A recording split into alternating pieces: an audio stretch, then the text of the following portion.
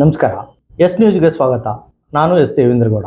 ಇಂದಿನ ಮುಖ್ಯಾಂಶಗಳು: ಕಸಾಪ ತಾಲೂಕಾಧ್ಯಕ್ಷರ ನೇಮಕ, ಕೋರ್ಟ್ಗೆ ಮೇಲ್ಮನವಿ ಸಲ್ಲಿಸಿದ ಪಂಪಯ್ಯ ಸ್ವಾಮಿ ಹಾಗೂ ಇತರರು, ಅರ್ಜಿ ವಜಾಗೊಳಿಸಿದ ಹೈಕೋರ್ಟ್.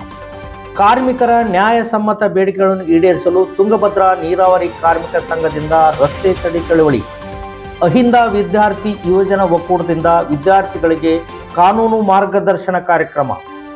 ಜಿಲ್ಲಾ ಆರೋಗ್ಯ ಮತ್ತು ಕುಟುಂಬ ಕಲ್ಯಾಣ ಇಲಾಖೆಯಿಂದ ರಾಷ್ಟ್ರೀಯ ಸುರಕ್ಷತಾ ಮಾತೃತ್ವ ದಿನಾಚರಣೆ. ನಗರದ ಎಕ್ಸಲೆಂಟ್ ಪದವಿ ಪೂರ್ವ ಕಾಲೇಜ್ ಕಲಾ ಮತ್ತು ವಾಣಿಜ್ಯ ವಿಭಾಗದಲ್ಲಿ ಅತ್ಯುತ್ತಮ ಫಲಿತಾಂಶ.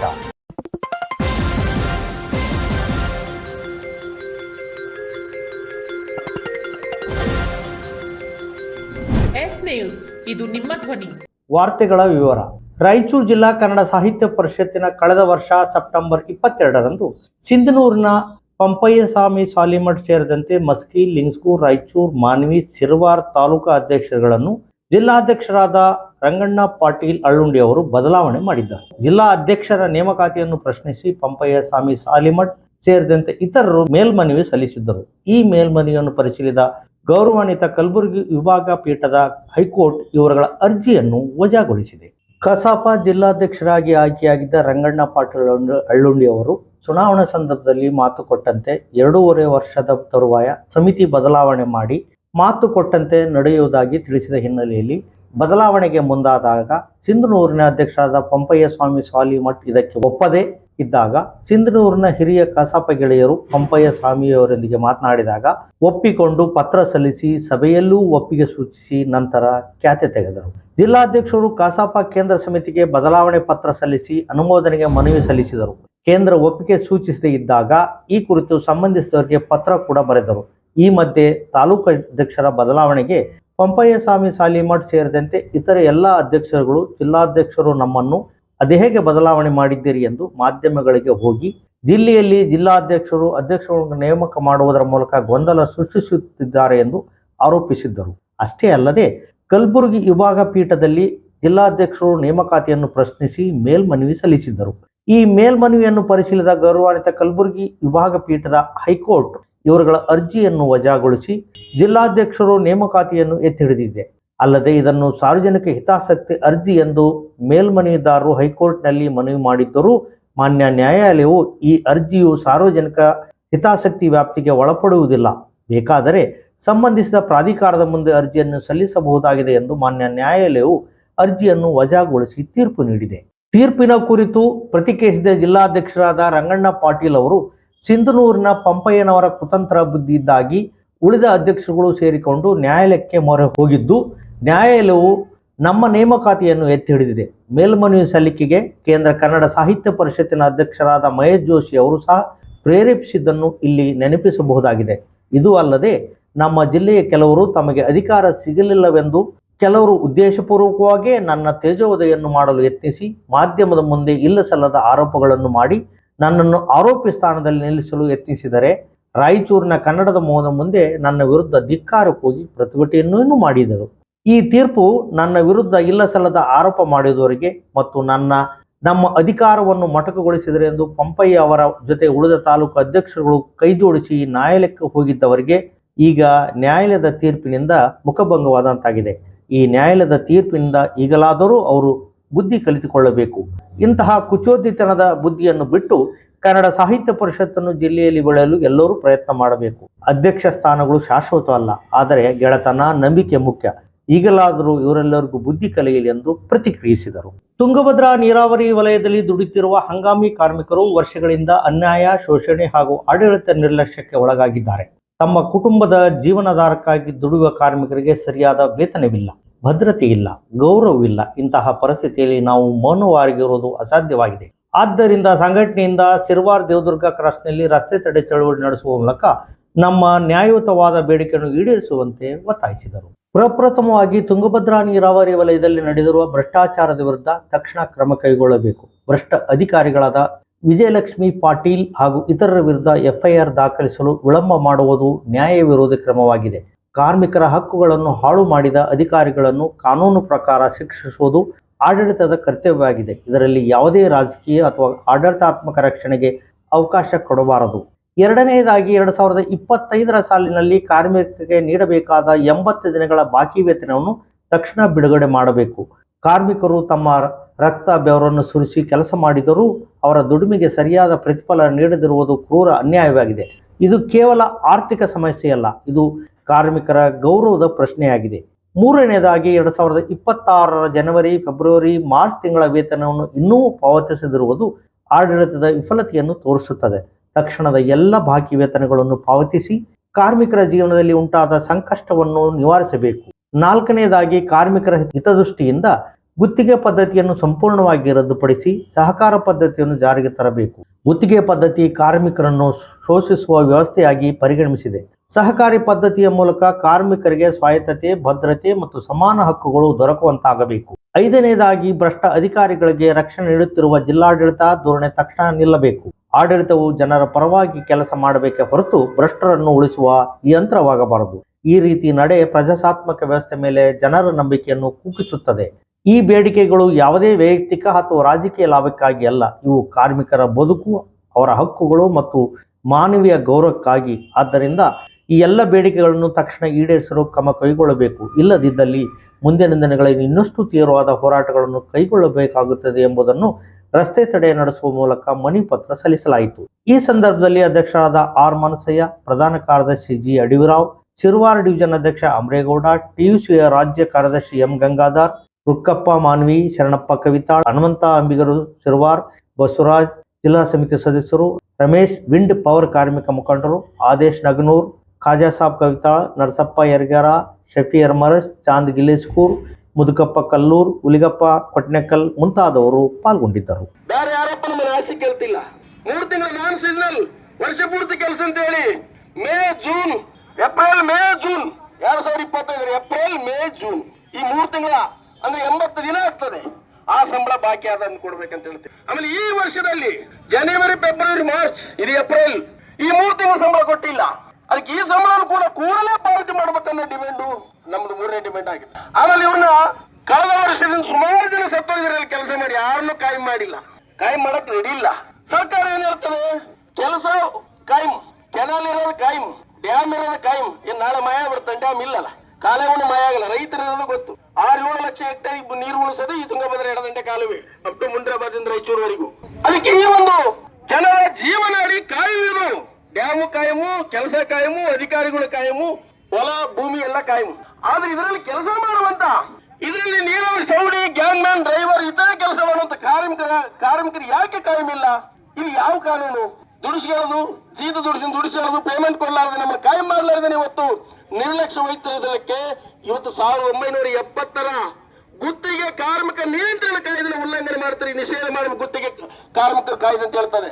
ಸಿಂಧನೂರು ತಾಲೂಕಾ ಅಹಿಂದ ವಿದ್ಯಾರ್ಥಿ ಯೋಜನಾ ಒಕ್ಕೂಟ ವತಿಯಿಂದ ಸಂವಿಧಾನಿಕ ಶಿಕ್ಷಣ, ಸಾಮಾಜಿಕ ನ್ಯಾಯ ಮತ್ತು ಐಕ್ಯತೆ ಬಲಗೊಳಿಸಲು ವಿದ್ಯಾರ್ಥಿಗಳಿಗೆ ಕಾನೂನು ಮಾರ್ಗದರ್ಶನ ಕಾರ್ಯಕ್ರಮವನ್ನು ಸಂಘಟನೆ ವತಿಯಿಂದ ಹಮ್ಮಿಕೊಳ್ಳಲಾಗಿತ್ತು. ಕಾರ್ಯಕ್ರಮದಲ್ಲಿ ಜ್ಯೋತಿ ಬಾಪುಲೆ ಭಾವಚಿತ್ರಕ್ಕೆ ಹೂವಿನ ಹಾರ ಹಾಕುವ ಮೂಲಕ ಉದ್ಘಾಟನೆ ಮಾಡಿದ ವಕೀಲರಾದ ರಾಯಪ್ಪ ಜೆ ಅವರು ಕಾನೂನು ಯಾವ ರೀತಿ ಪಾಲನೆ ಮಾಡಬೇಕು, ವಿದ್ಯಾರ್ಥಿಗಳು ಶಿಸ್ತು, ಶಿಕ್ಷಣ, ಅಭಿವೃದ್ಧಿ ಕುರಿತು ತಿಳಿಸಿದರು. ಹಾಗೂ ಡಿವೈಎಫ್ಐ ಚಂದ್ರಶೇಖರ್ ನಾಯಕ್ ಅವರು ಸೈಬರ್ ಕ್ರೈಮ್ ಮತ್ತು ಸಾಮಾಜಿಕ ಜಾಲತಾಣ ಹೇಗೆ ನಿರ್ವಹಿಸಬೇಕು, ವಿದ್ಯಾರ್ಥಿಗಳಿಗೆ ಬುದ್ಧ, ಬಸವಣ್ಣ, ಅಂಬೇಡ್ಕರ್ ಅವರ ಜ್ಞಾನ ನಮ್ಮಲ್ಲಿ ಆಳವಾಗಿರಬೇಕು, ವಚನಕಾರರು ನಮಗೆ ಆದರ್ಶ, ಸಂತ ಶಿಶುನಾಳ ಶರೀಫ ಅಜ್ಜರ ತತ್ವದ ಕುರಿತು ಸಾಮ್ರಾಟ್ ಅಶೋಕರ ಚರಿತ್ರೆ, ಕಾರ್ಲ್ ಮಾರ್ಕ್ಸ್ ಹಳೆಯ ಇತಿಹಾಸವನ್ನು ಎಲ್ಲರಿಗೂ ಸವಿವರವಾಗಿ ತಿಳಿಸಿದರು.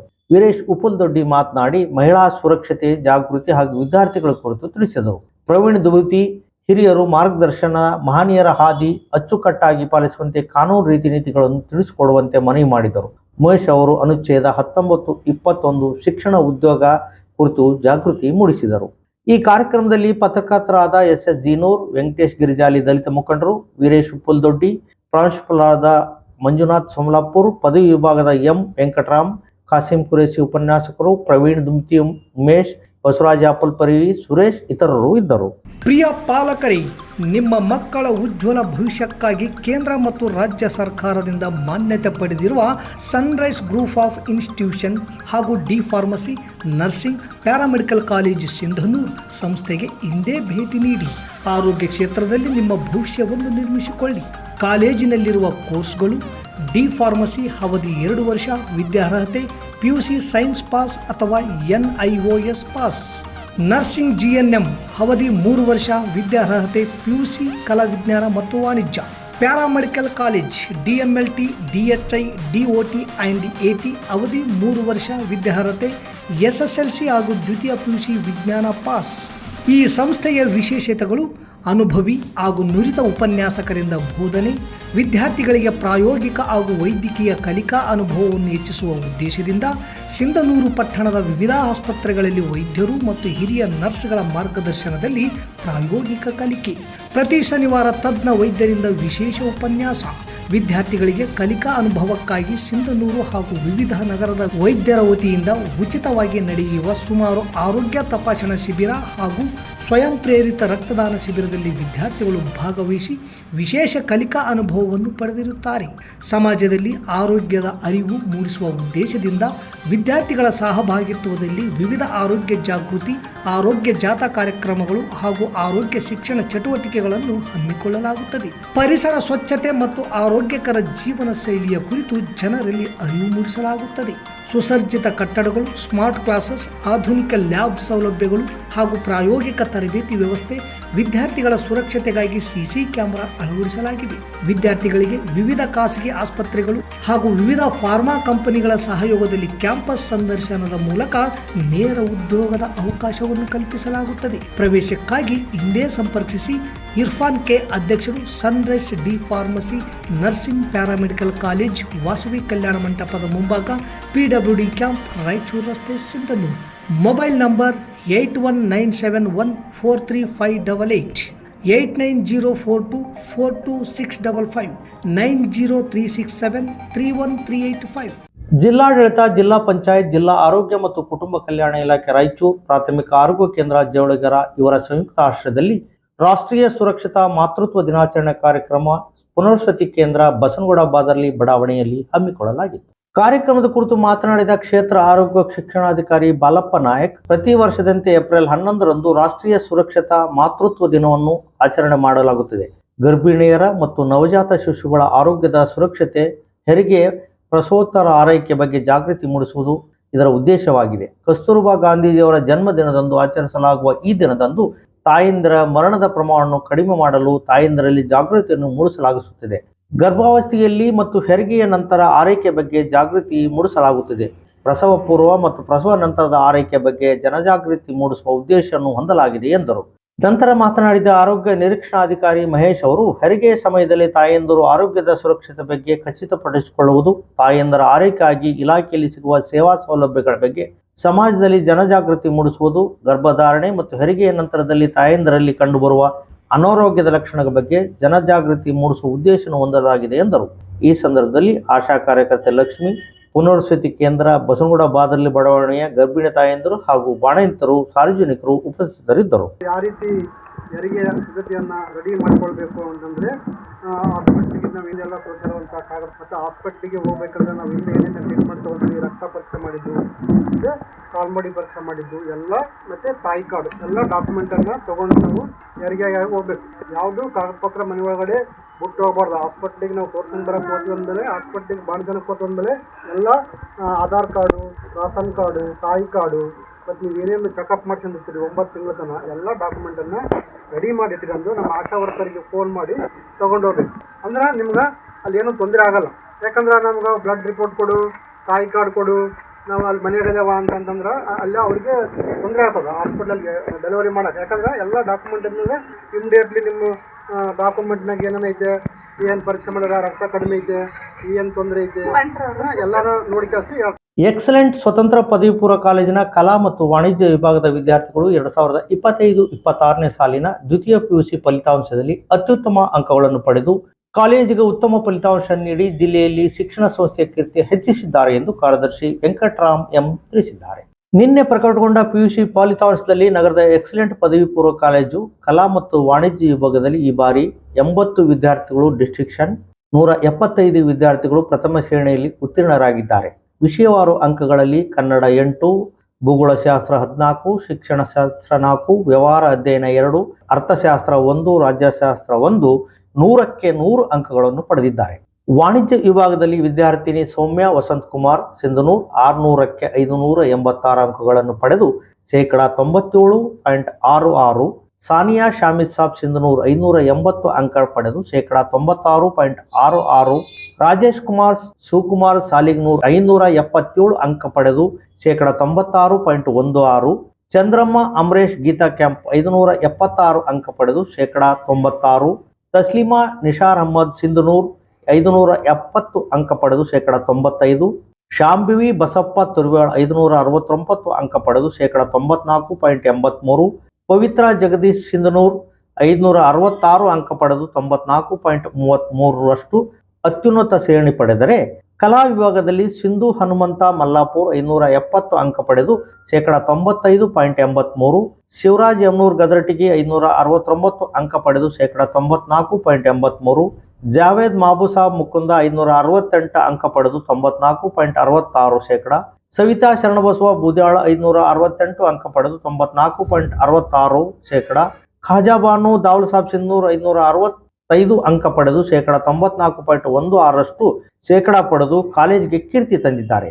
ವಿದ್ಯಾರ್ಥಿಗಳ ಈ ಸಾಧನೆಗೆ ಸಂಸ್ಥೆಯ ಕಾರ್ಯದರ್ಶಿ ವೆಂಕಟರಾಮ್ ಎಂ, ಆಡಳಿತಾಧಿಕಾರಿ ಏಕಾಂಬರೇಶ್ವರಿ ಎಂ, ಕಾಲೇಜ್ ಪ್ರಾಚಾರ್ಯ ಮಂಜುನಾಥ್ ಸೋಮಲಾಪುರ್, ಉಪನ್ಯಾಸಕರು, ಕಾಲೇಜ್ ಆಡಳಿತ ಮಂಡಳಿ ಸಿಬ್ಬಂದಿ ವರ್ಗ ಹರ್ಷ ವ್ಯಕ್ತಪಡಿಸಿ ಅಭಿನಂದನೆ ಸಲ್ಲಿಸಿದ್ದಾರೆ.